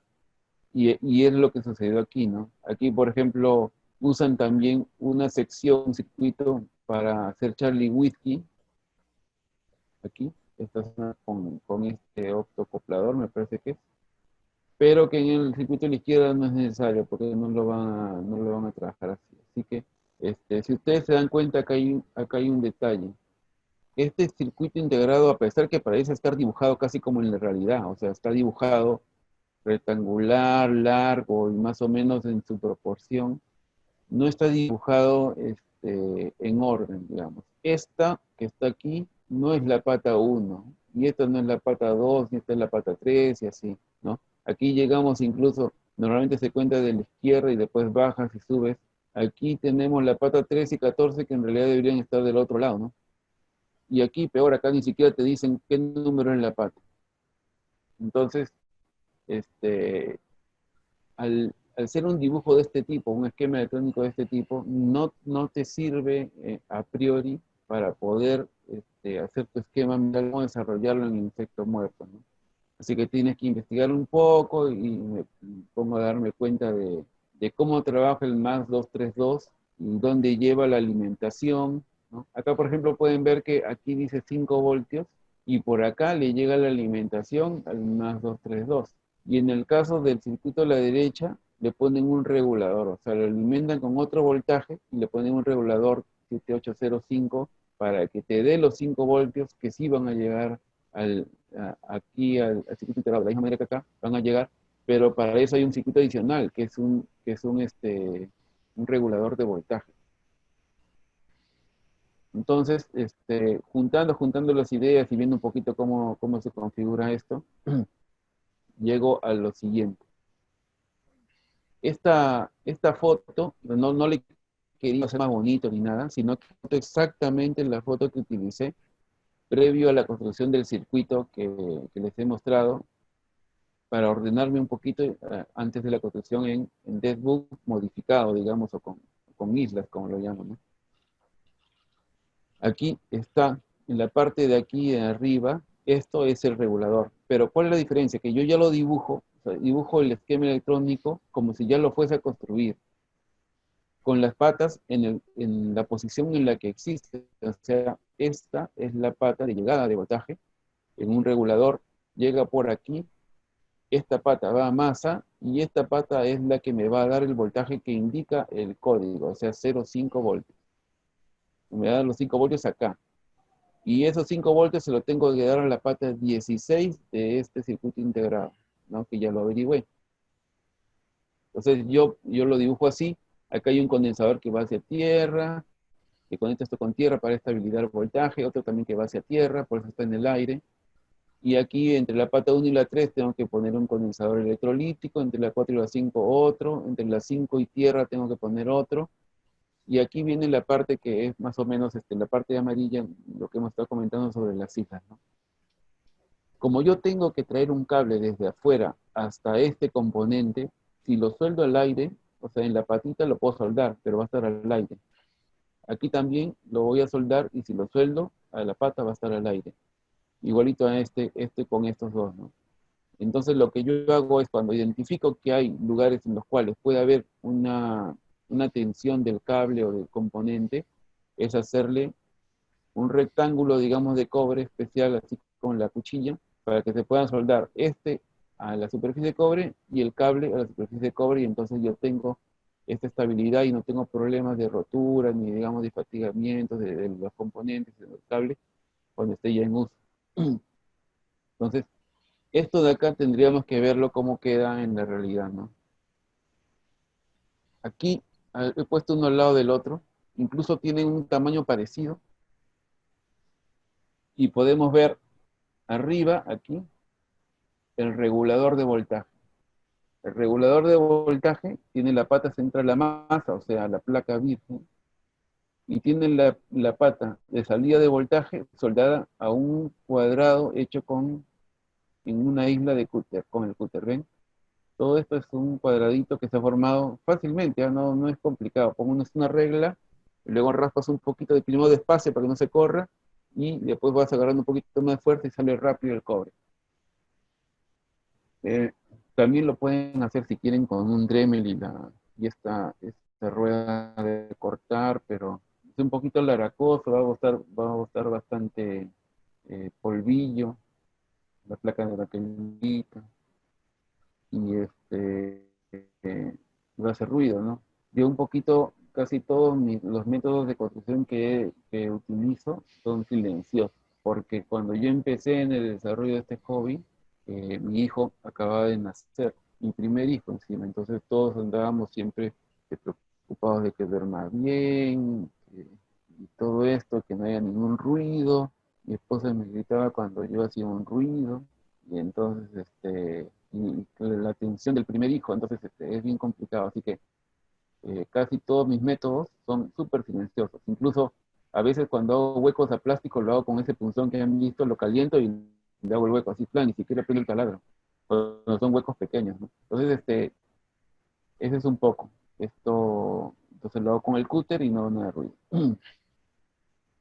Y acá ven las islitas que están acá, son los pads amarillos que están acá. Acá hay 1, 2, 3 y 4. Uno por cada patita, por la pata 14, por la pata 13, por la pata 12 y por la pata 11. Entonces acá tenemos, esta es la pata, si empezamos a contar, como este circuito integrado está volteado, está de cabeza como insecto muerto, entonces esta es la pata 1. Porque cuando uno lo voltea y lo pone así, ahí ve, la pata 1 siempre está del lado izquierdo y arriba, ¿no? Casi siempre cuando tiene su muesca, el circuito integrado, cuando está la muesca acá, entonces esta es la pata 1. Tú cuentas 1, 2, 3, 4, 5. Cuando llegas a la última pata acá, sigues con esta, no empiezas de arriba. Pues acá esta es la pata 1, 2, 3, 4, 5, 6. ¿Cuántas hay acá? Y 8 creo, ¿no? 3, 6, 8. Esta es la 9, la 10 y esta es la 11. Esta pata 11 es la pata 11 de acá, que tiene su propio pad. La 12, la 13 y la 14. Y esta parece que tuviera un pad, pero está unido a tierra. O sea, ¿por qué? Porque la pata 15 va a tierra, va a masa. Acá está, que tiene como un circulito, va a masa, ¿no? Entonces, eso es la masa. Y este circuito es súper firme. Esto yo lo puedo zamaquear y no se cae nada, ¿no? Y cuando traiga el cable, lo puedo soldar a esto y va a ser, ya no va a tener esa tensión con el otro componente y va a estar en el aire y me va a chocar si hay algún movimiento con tierra, con algo y provoque algún cortocircuito de ese estilo. Para que se vea un poco más, he tomado una foto más macro. Este circuito tiene pocos componentes, ahí le faltan la soldadura de los cables que van hacia el exterior, de un lado y para el otro, pero ya está completo. Y, y fue hecho súper rápido gracias al método, pero claro, tengo que planificar primero de esta manera, ¿no? Primero tengo que hacer este dibujo. Tengo que estar seguro cómo lo voy a ordenar y luego ya paso a esto, ¿no? Ya, esto es prácticamente el fin de la exposición, pero les quiero hacer un comentario respecto a algo parecido a esto. Aquí, este es el circuito del transceptor Pixie 2 para telegrafía que hicimos en un taller, en una ocasión en el Radio Club. Cuando yo veo este circuito de acá, es un circuito pequeño en realidad, pero alguien que todavía no está todavía metido en este mundo, le puede parecer grande, ¿no? Bien complicado, ¿no? Entonces, mirándolo rápidamente a las personas que conocen un poquito de electrónica, se dan cuenta que este B más significa que acá está la energía eléctrica positiva, o sea, por acá entra lo positivo, y significa que toda esta línea de alimentación que está arriba, toda la línea que corre por arriba, es para alimentar una resistencia, luego para alimentar un transistor, alimentar otra resistencia y alimentar una bobina, ¿no? Un inductor.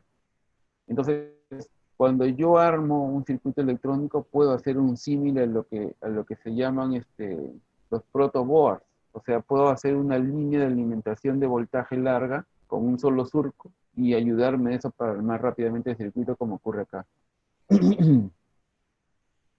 Esto es el montaje de este circuito del Pixie 2 en insecto muerto, pero con algunas islas, como pueden ver. Aquí hay toda esta línea de acá,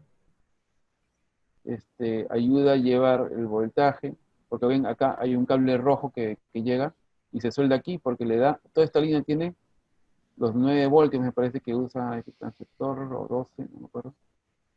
Pero todo el voltaje que llega acá está en esta línea. Entonces, si yo necesito llevar el voltaje de alimentación a algún componente, lo sueldo a esta franja, ¿no? Y entonces eso es más o menos parecido como trabajan los protoboards, estos blancos que hay No sé si los conocen, pero creo que aquí hay uno. Aquí lo puse en una de las figuritas. Este es un protoboard, ¿no? Entonces aquí uno sabe que en esta línea roja, acá toda esta línea roja yo le conecto la energía positiva, o sea, el voltaje positivo, y metiendo la patita en cualquier componente, en todos estos huequitos de acá, voy a tener el mismo voltaje.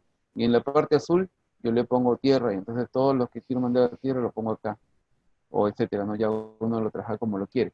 Pero esta forma de trabajar para circuitos experimentales es la que se puede aplicar en cierta forma a lo que hemos estado viendo ahorita, para simplificar la construcción, ¿no? Cuando yo identifico una parte, una línea de alimentación, lo puedo hacer así. Ahora tienen que tomar en cuenta siempre, por favor, que los protoboards no se usan para radiofrecuencia, o sea, los protoboards como el que les mostré, no se usan en radiofrecuencia porque tienen muchas conexiones largas a lo largo de todo el protoboard que se devolverían antenas si tú lo usas para un oscilador, por ejemplo, o una radio o un receptor, ¿no? Entonces, en este caso sí podemos hacer una línea larga porque estamos hablando de voltaje positivo nada más, no estamos hablando de RF. La RF en este caso particular va saliendo de este transitor que es el oscilador con ayuda de este cristal, sale por aquí, por esta patita de acá, por esta línea, salta por este condensador de acople, llega a este transistor que lo amplifica y luego sale por aquí, por esta línea, este es un filtro pasa abajo y sale por la antena. Entonces este pequeño recorrido es en realidad el recorrido de la RF. La radiofrecuencia solamente recorre esta parte y el resto tienen otras funciones. Entonces, conociendo que la RF va por acá, yo trato de hacerlo lo más corto posible y puedo alargar algunas superficies como esta de acá, tipo protoboard para poner la alimentación del circuito, ¿no? Vi que alguien levantó la mano, pero ahorita vamos a terminar, ya creo que solamente es esta imagen más, para que la vean rápidamente. Acá está un poquito feo, está hecho un poco rápido, pero funciona. Hay algunas cosas acá que mejorar por la estabilidad del circuito, como les comentaba, pero en sí es un circuito experimental hecho no para embellecer, como les decía, sino para funcionar, y funcionó bien. Pega 100 milivatios, creo, o algo por el estilo. Les comento que aquí, no sé si está el colega Mauricio, o a 4 Delta Oscar Sierra, que me escuchó S9+10, me parece, una transmisión de este transceptor saliendo de mi casa con estos 100 milivatios o algo así. Y me grabó la llegada de la telegrafía a su casa. Me sorprendió, la verdad, gratamente, ¿no?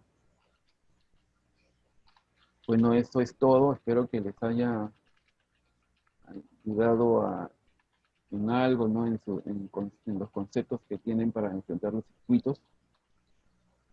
Y estoy atento si hay preguntas. Ni siquiera he mirado la hora, no sé si nos hemos pasado mucho o poco. Discúlpenme, por favor, si ha sido así. No hay problema, Aldrich. Mil gracias, más bien. Son las 8, pero creo que nos podemos tomar un tiempito para algunas preguntas y comentarios. Así que adelante, por favor. Ok, hay alguien que está levantando la mano, ¿no? Luis, creo. Está el colega. O sea, Buenas yo noches. veía que aquí decía, estoy levantando la mano a alguien. Sí, buenas noches. ¿Qué tal? ¿Me escuchan? Sí, sí. Sí, me parece interesante los circuitos, al menos yo sí lo he entendido. Y bueno, lo que yo no sabía era el tema de la metodología, ¿no? La metodología para comprender los circuitos, ¿no? Y hacer el circuito impreso. En mi caso, yo estoy interesado en construir osciladores, ¿no? Porque me parece que los osciladores son los que me podrían dar más problemas en la estabilidad del circuito, ¿no? Sería bueno que sigan estas charlas para aprender un poquito más de esto, ¿no? Y muchas gracias a Radio Club Peruano que nos orientan en estos temas muy técnicos. Muchas gracias.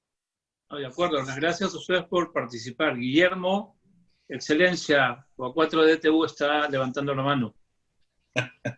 Gracias, Roberto. Hola, buenas noches con todos. Oye, Aldrich, simplemente espectacular. Te felicito, me encantó la charla, sobre todo bueno, más allá del circuito ahí que nos animas ahí a construir. Los métodos de construcción me parecen maravillosos. Yo estudié electrónica hace como 40 años atrás, no tanto, un poquito menos, pero...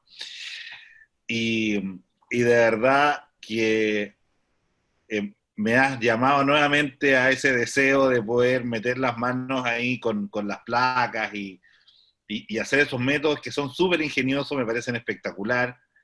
De hecho, justo el otro día quería hacer una interfaz ahí para un rotor y me encontré exactamente con el mismo problema de que las placas vienen con estos hoyitos y ponerse a unir hoyitos y qué sé yo.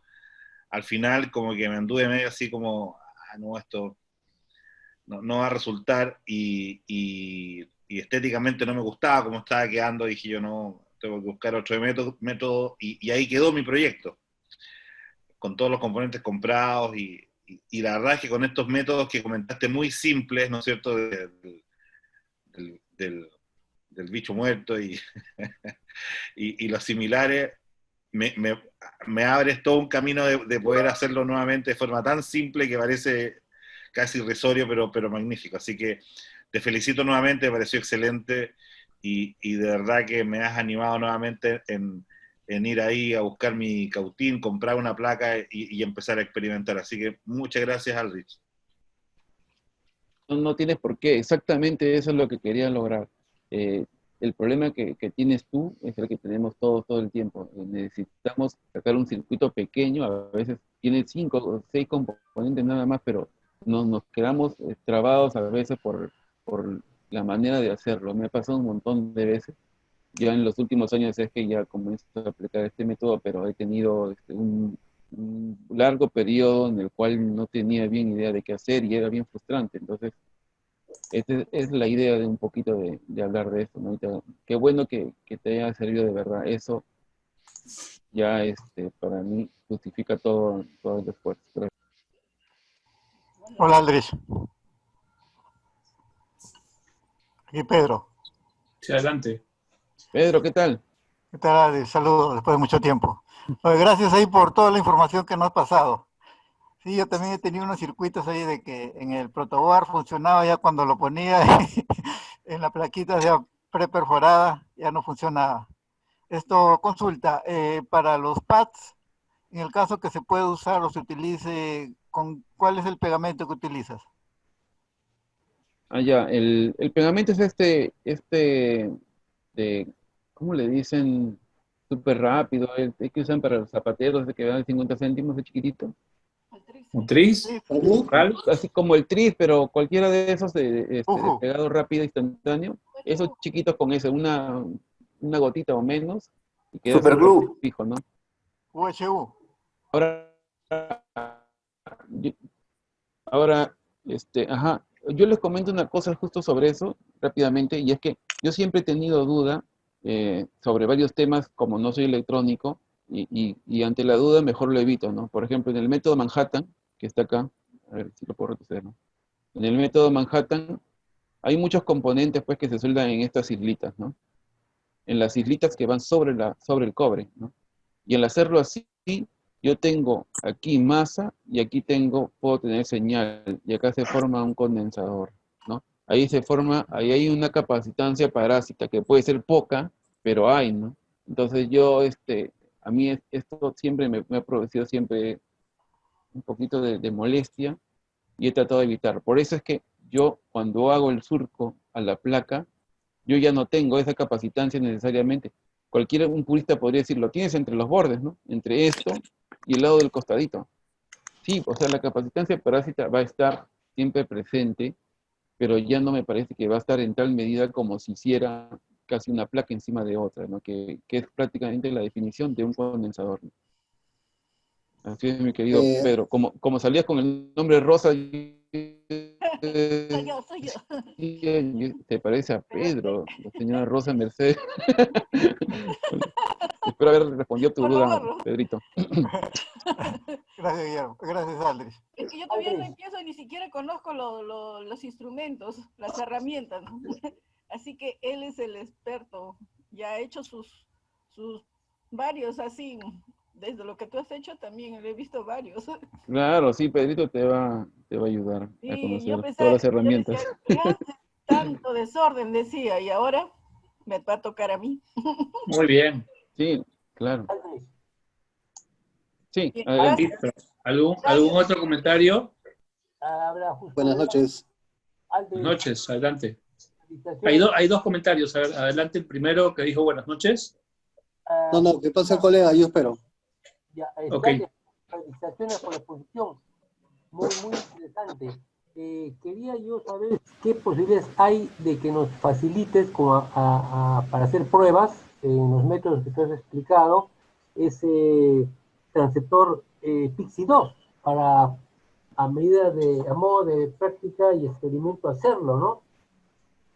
Y también quería saber cómo se podía probar una vez que esté listo ese circuito.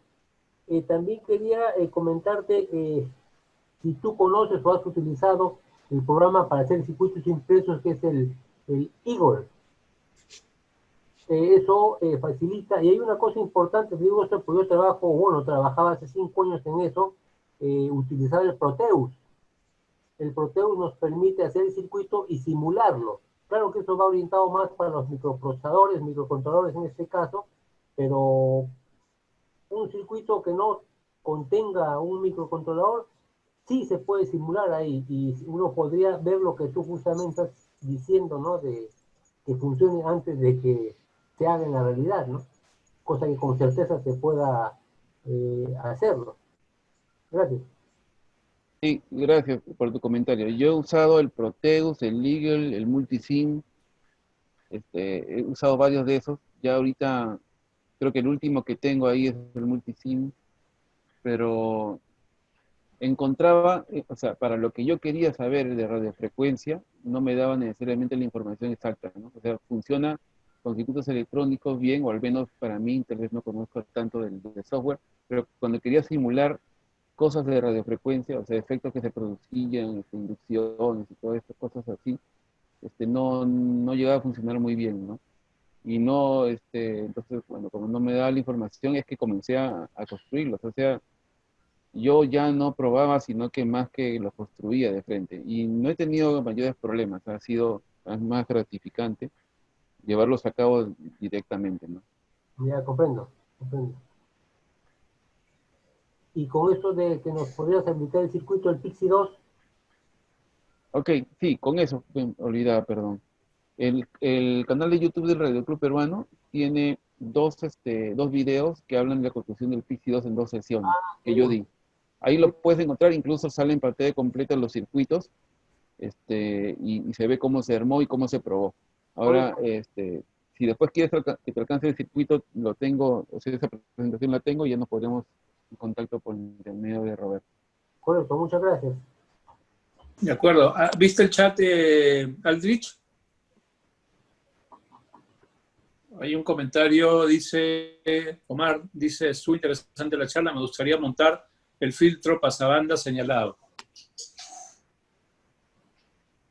Ya, el filtro pasabanda es el filtro pasabanda del BDX 20, pero modificado para el BDX 40, ¿no? Eso simplemente, si ustedes se dan cuenta, o sea, la electrónica en realidad para este tipo de cosas es más intuitiva de lo que uno cree. Un filtro pasabanda aquí, en este caso, en esta forma de construcción, porque hay muchas formas de hacerlo, son circuitos sintonizados: inductor, capacitor o condensador, y condensador de acople, digamos, que une las partes, ¿no? Acá hay tres pasos, ¿no? 1, 2 y 3. Esto está unido por un condensador, esto está unido el otro. Entonces la señal corre por acá, y acá es un circuito sintonizado 1, el 2 y el 3, pero los tres son iguales. Simplemente que se sintonizan para crear el ancho de banda, ¿no? Entonces, hay que calcular el inductor que con este condensador trabaje en la frecuencia que tú buscas dejar pasar, este en el extremo bajo, digamos, de la frecuencia, este es en el extremo alto y este en el medio. Y así creas una ganancia plana, digamos, en todo el ancho de banda cuando tú utilices el transceptor. Porque si tú lo pones en 700, por ejemplo, escucharás muy bien 700, pero cuando bajas lo escuchas cada vez más débil, y cuando subes también, ¿no? Entonces es una de las cosas que se trabajan cuando se hacen transceptores a mano, digamos, caseros.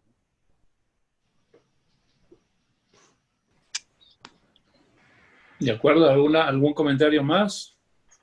Sí, bueno, gracias Aldrich por la charla, muy educativo. Definitivamente motiva para seguir haciendo circuitos, esos que tenemos todos ahí amontonados y guardados esperando que algún día vean la luz. Bueno, pues van a ver la luz.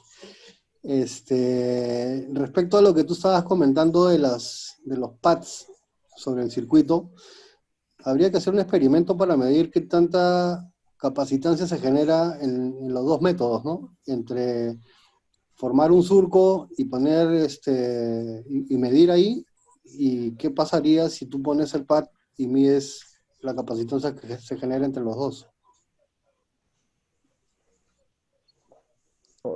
Eso te lo dejo, amigo Jaime.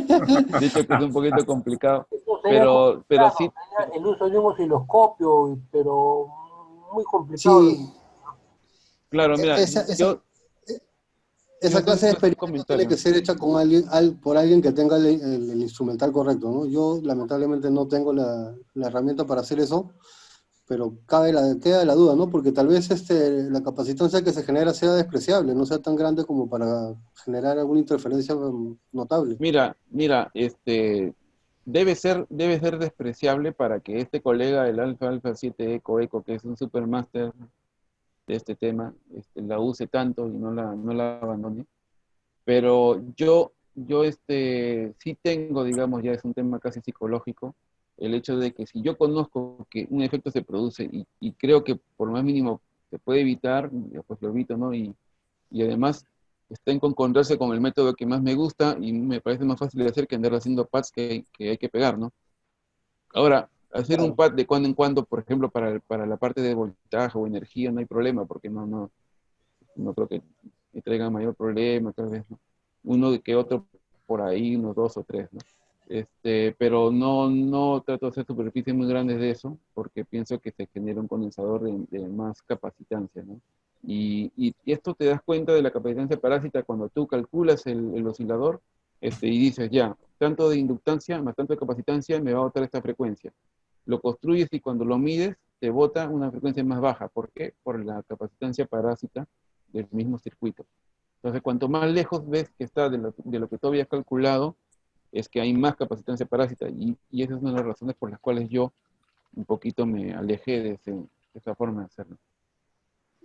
Claro, en radiofrecuencia es probablemente más sensible que en otro tipo de construcciones electrónicas, pero no sé, sería cuestión de hacer la prueba. Algún colega lo hará. Muchas gracias, Aldrich. Una consulta, Sí, disculpa. Hola, ¿qué tal? Mi nombre es Ricardo, ¿me escuchan bien?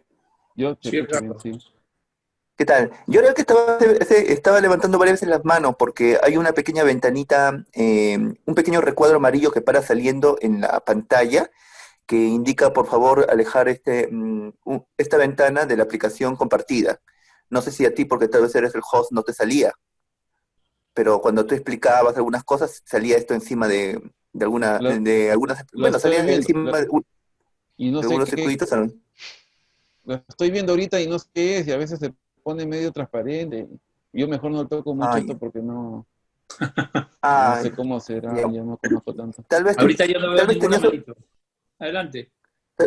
Y bueno, agradecerte, sí, fue interesante la charla. Quería preguntarte de hasta qué frecuencia has usado, hasta qué frecuencia has usado, bueno, en estos circuitos que me dices que son tipo, bueno, con las patitas al aire, ¿hasta qué frecuencia has podido usar? Ya, a ver, eh, el circuito, digamos, de frecuencia más alta que lo he usado ha sido en 100, me parece que fue en 135 por ahí megahertz. ¿ya? Cuando hice un transmisor de FM, que funcionó excelente. Si algún día alguien quiere hacer un transmisor de FM simple, estable, o sea, digamos, para su simpleza es súper estable, me avisa que tengo un circuito bien interesante ahí. Y lo que sí es que hay que tener mucho cuidado.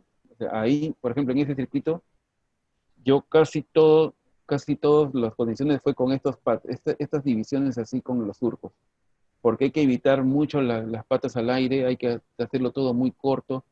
La radiofrecuencia cuando entramos al VHF es súper complicada porque cualquier patita se vuelve antena rápido, la capacitancia en la mano que lo acercas lo desestabiliza.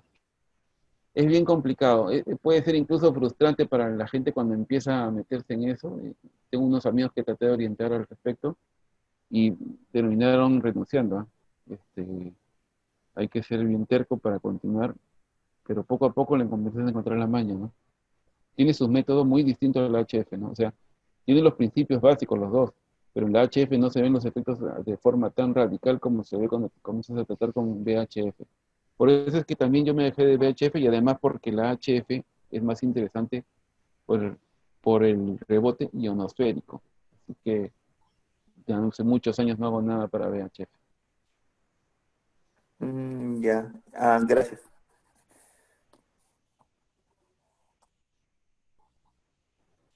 Roberto. Perdón, ahora sí, ¿no? Si no hay, comentaba que si no hay más preguntas son las 8:20, nos hemos pasado de largo, el tema creo que ha valido la pena. Hay felicitaciones para ti, Aldrich, en el chat. Y igual, gracias por compartir esto. Y preparemos una tercera charla, Aldrich. Ya no hay problema. Vamos a pensar tiempo qué hacemos. Y a ustedes muchas gracias por acompañarnos y estar en estas charlas del aula virtual del Radio Club Peruano. Entonces, creo que lo dejamos ahí. Muchas gracias otra vez y estén atentos al Facebook y a la web del Radio Club y al boletín de todas las semanas donde anunciamos las futuras charlas. Correcto. Muchísimas gracias y buenas noches. Gracias. Gracias. Gracias a usted, muchísimas gracias, realmente. Gracias. Muchas gracias. 73 amigos, espero que les sirva la información. Cualquier cosa, me puede escribir. Todos los que me conocen saben que voy a responder siempre, así que suerte a todos, que les vaya bien. Un abrazo, Aldrich. Muchas gracias. 7-3 a todos. ¿Tienes algún plan para ponerte en contacto con las personas? Mira, mi indicativo me pueden escribir, lo más rápido es en mi indicativo a4alfasierradelta@gmail.com y ahí podemos ver el tema de los WhatsApp y etcétera, ¿no? O a4alfasierradelta@gmail.com. Pronto luz magnética, Agri. Muchas gracias, Aldrich. Ya haremos una charla de la luz magnética, que son lo máximo. Sí. Pero también tiene sus dificultades, ¿no? Hay que saber cómo hacerlo. Listo. Un abrazo, Agri. Ahora, buenas noches. Chao, chao. Hasta luego, gracias a todos. Chao, chao. 7-3.